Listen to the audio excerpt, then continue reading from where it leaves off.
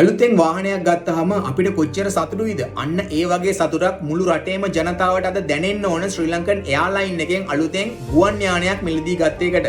2009 Emirates සමාගම ශ්‍රී Lankan ගුවන් සේවය දාලා ගියාට පස්සේ මේ වෙනකොට බිලියන 169ක් මේ ආයතනයට පාඩු වෙලා තිනවා. පාඩු වෙලා නෙමෙයි පාඩු කරලා තියෙනවා. මේ පාඩුවට මහා පරිමාණ වංචා 6ක් ඇතුළත් වෙනවා. ඒක කියන්න ඉඩ මදි මේ වීඩියෝ එකේදී. මේකට සම්බන්ධ ප්‍රධාන නම් තුන තමයි හිටපු සමූහ ප්‍රධාන නිලධාරී කපිල චන්ද්‍රසේන, සභාපති නිශාන්ත වික්‍රමසිංහ, ඒ වගේම හිටපු ඇමති ප්‍රියංකර ජයරත්න. රටක ජාතික සම්පතක් විනාශ කළාට ඒගොල්ලන්ට ඉස්සරහට ලොකු නඩුවක් වැටේ කියලා අපි බලාපොරොත්තුෙන් ඉන්නවා.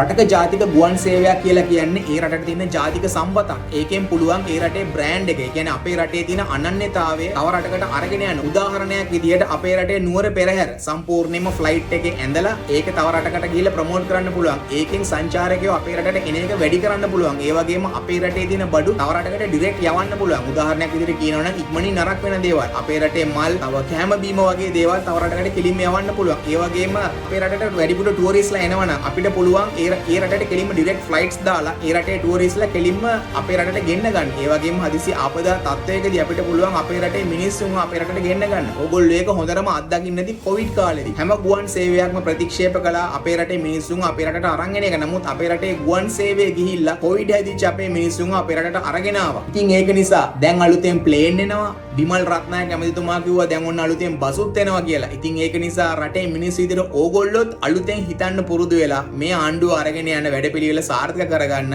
උදව් කරන්න.